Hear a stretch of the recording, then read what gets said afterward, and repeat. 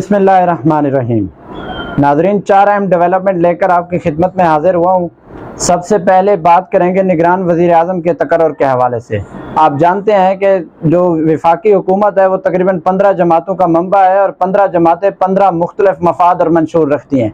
اور ہر جماعت یہ چاہتی ہے کہ جو نگران سیٹ اپ ہو وہ ان کے مفاد اور ان کے منشور کے مطابق ہو۔ پاکستان مسلم لیگ نون یہ چاہتی ہے کہ جو نگران سیٹ اپ ہو وہ ان کو سپورٹ کرے۔ نگران وزیر اعظم کے حوالے سے سب سے پہلا نام جو گردش کرتا رہا مارکیٹ میں وہ تھا محسن بیگ کے نام۔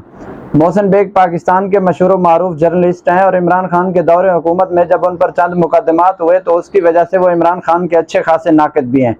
محسن بیگ کے بعد جو دوسرا بڑا نام مارکیٹ میں گردش کرتا رہا وہ تھا حفیظ شیخ کا نام۔ آپ جانتے ہیں کہ حفیظ شیخ عمران خان صاحب کے دور حکومت میں وزیر خزانہ تھے، اس سے قبل IMF میں بھی اپنے فرائض سر انجام دے چکے ہیں، اور اب چونکہ IMF کے ساتھ سٹینڈ بائی ایگریمنٹ بھی ہو چکا ہے تو اس وجہ سے IMF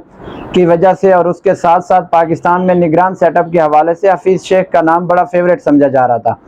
اس کے جب ان دونوں ناموں پر اتحادی جماعتوں میں اتفاق نہ ہو سکا تو اس کے بعد جو تیسرا بڑا نام مارکیٹ میں آیا وہ تھا اسحاق ڈار کا نام۔ اسحاق ڈار پاکستان کے وزیر خزانہ کے طور پر ابھی بھی فرائض سر انجام دے رہے ہیں اور نواز شریف کے سمدھی ہیں۔ جب اسحاق ڈار کا نام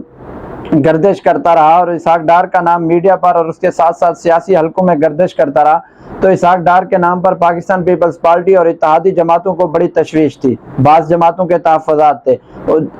جب ان تینوں ناموں پر اتفاق نہ ہو سکا تو کل سے ہی مارکیٹ میں ایک چوتھے نام کا شوشہ چھوڑا جا رہا ہے۔ وہ چوتھا نام عرفان قادر صاحب کا ہے۔ عرفان قادر صاحب شریف فیملی کے بڑے کلوز سمجھے جاتے ہیں، اور عمران خان کے دور حکومت میں جب شریف فیملی پر چند مقدمات ہوئے تو عرفان قادر صاحب مریم نواز شریف اور اس کے ساتھ ساتھ نواز شریف صاحب کو قانونی معاونت بھی فراہم کرتے رہے۔ عرفان قادر کا شمار پاکستان کے نامور وکلاء میں ہوتا ہے، اور شہباز شریف صاحب کی جب حکومت آئی تو عرفان قادر صاحب کو سب سے پہلے اٹارنی جنرل اور اس کے بعد معاون خصوصی کا عہدہ بھی دیا گیا۔ اب دیکھنا یہ ہے کہ کیا اتحادی جماعتیں عرفان قادر صاحب کے نام، اسحاق ڈار صاحب کا نام، محسن بیگ صاحب کا نام، حفیظ شیخ صاحب کا نام کس نام پر اتفاق کرتی ہیں، یا کوئی اور نام مارکیٹ میں لایا جاتا ہے؟ چونکہ اتحادی جماعتوں نے ہی نگران وزیر اعظم کا فیصلہ کرنا ہے۔ راجہ ریاض کے نام پر چلنے والی جو ایک مضحکہ خیز اپوزیشن ہے اس کا تو کوئی کردار نہیں ہے اس میں۔ آئینی روح سے اپوزیشن لیڈر اور وزیر اعظم نے انتخاب کرنا ہے، لیکن اپوزیشن لیڈر کئی دفعہ یہ خود کہہ چکے ہیں کہ انہوں نے اگلا الیکشن پاکستان مسلم لیگ نون کے ٹکٹ سے لڑنا ہے، تو کیا وہ خاک اپنے لیڈر جو شہباز شریف صاحب ہیں ان کو اپوزیشن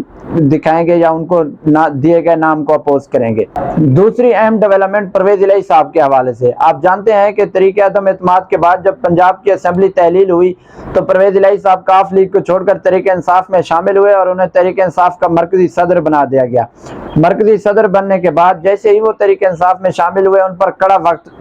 شروع ہوا۔ 9 مئی کے بعد تو ان پر ظلم کی انتہا کر دی گئی، اور جب وہ ایک مقدمے سے رہا ہوتے دوسرے مقدمے کی پولیس یا دوسرے مقدمے کے مدعی ان کو گرفتار کرنے کے لیے ہوتے، کبھی FIA اور کبھی عدالتوں کے چکر لگاتے رہے، اور اب تقریباً 1 ماہ سے زائد ہو چکا ہے پرویز الہی صاحب گرفتار ہیں۔ اور آج جب سیشن عدالت میں ان کی کارروائی ہوئی تو سیشن عدالت نے جب پرویز الہی صاحب کو 3 بجے پیش کرنے کا حکم دیا اور پرویز الہی صاحب کو پیش نہ کیا گیا تو سیشن عدالت کے جو جج فروخ بہزاد صاحب انتہائی برہم ہوئے، اور اس کے ساتھ ساتھ انہوں نے IG پنجاب اور DIG لاہور، IG جیل خانہ جات اور DIG لاہور کو تنخواہیں بند کرنے کا حکم دے دیا، اور اس کے ساتھ ساتھ وہ 3 افسران جنہوں نے پرویز الہی کو راولپنڈی پولیس کے حوالے کیا ان کو 50,000 روپے کے جرمانہ بھی کر دیے۔ تیسری اہم ڈیولپمنٹ خواجہ آصف صاحب کے حوالے سے ہے۔ آپ جانتے ہیں کہ خواجہ آصف صاحب کا شمار پاکستان کے بزرگ اور اس کے ساتھ ساتھ سینئر ترین پارلیمنٹیرین میں ہوتا ہے۔ خواجہ آصف صاحب جب پارلیمنٹ میں جب ان کو فلور ملتا ہے تو ہمیشہ جوشیلے انداز میں اپنے انداز تکلم میں اپنے الفاظ بھول جایا کرتے ہیں۔ اس سے پہلے وہ سابقہ وزیر اعظم اور سابقہ خاتون اول عمران خان صاحب کی صاحبزادی کے بارے میں بھی بڑے غلط قسم کے الزامات لگا چکے ہیں۔ کل جب پارلیمنٹ کا مشترکہ اجلاس ہوا تو خواجہ آصف صاحب تحریک انصاف کی خاتون رہنما اور خاتون سینیٹرز ان پر برہم ہوئے اور انہیں عمران خان صاحب کی باقیات اور اس کے ساتھ ساتھ فوج کی باقیات پتہ نہیں کس طرح کے الزامات لگاتے رہے۔ ان تمام الزامات کا جواب جب تحریک انصاف کی سینیٹر ڈاکٹر زرقا تیمور نے دیا تو اس کے بعد آپ جانتے ہیں کہ انتقامی کارروائی اتنی جلدی سے ہوتی ہے کہ آج لاہور میں ہی ڈاکٹر زرقا تیمور کی 3 کلینکس کو سیل کر دیا گیا۔ پاکستان تحریک انصاف کی سینیٹرز اور خاتون سینیٹرز جو کہ انتہائی منجھے ہوئے اور سلجھے ہوئے انداز میں بار بار اسپیکر قومی اسمبلی راجہ پرویز اشرف کو ایڈریس کرتے ہوئے کہہ رہی تھی کہ ان کے الفاظ حذف کیے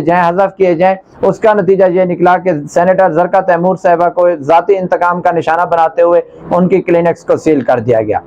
لاسٹ میں آپ کو اسلامیہ یونیورسٹی بھاولپور کے حوالے سے خبر دیتے چلیں، اسلامیہ یہ جو میگا سکینڈل سامنے آیا ڈرگز کا اور اس کے ساتھ ساتھ منشیات کے ساتھ ساتھ جنسی سکینڈل جو سامنے آیا، اس کے بعد اسلامیہ یونیورسٹی بھاولپور کے وی سی پروفیسر ڈاکٹر اطہر محبوب کو ایکسٹینشن نہ مل سکی۔ کل انہوں نے اپنی کے جو بغداد کیمپس ہے وہاں پر آخری پریس کانفرنس کی اور آخری پریس کانفرنس کے بعد انہیں وہاں سے جانا پڑا۔ لاسٹ میں آپ کو ابھی ایک خبر آ رہی ہے، آپ کے ساتھ شیئر کرتا چلوں، وہ ہے سندھ اسمبلی میں اپوزیشن لیڈر کی تبدیلی کے حوالے سے۔ تحریک انصاف اس وقت تقریباً تمام سٹیک ہولڈر سے سٹیک سے آؤٹ ہو چکی تھی، ایک ہی تحریک انصاف کے پاس سٹیک تھا جو کہ موجود تھا، وہ تھا سندھ اسمبلی میں اپوزیشن لیڈر کا۔ ابھی 19 دن اسمبلی کے رہتے ہیں اور 19 دن کے بعد نگران وزیر اعلیٰ کا تقرر ہونا ہے، اور نگران وزیر اعلیٰ کا تقرر اپوزیشن لیڈر اور وزیر اعلیٰ نے کرنا ہوتا ہے۔ تو تحریک انصاف کو وہاں سے بھی صاف کر دیا گیا، چونکہ تحریک انصاف کے چند رہنما اور چند موجودہ ایم پی ایس 9 مئی کے واقعات کے بعد پارٹی سے علیحدہ ہو چکے ہیں، تو اس کے بعد تحریک انصاف کی جو اکثریت تھی وہ کم ہو چکی تھی، اور جی ڈی اے کے رہنماؤں نے بھی اور جی ڈی اے کے جو ایم پی ایس تھے انہوں نے بھی ایم کیو ایم کا ساتھ دے کر ایم کیو ایم کی بیگم رانا لیاقت علی خان کو جو ہے اپوزیشن لیڈر منتخب کرا دیا۔ ناظرین، یہ تھی اب تک کی اہم ڈیولپمنٹ۔ آپ سے پھر ملاقات ہوتی ہے کل، تب تک اپنا اور اپنے اس چینل کا خیال رکھیے گا۔ اللہ حافظ۔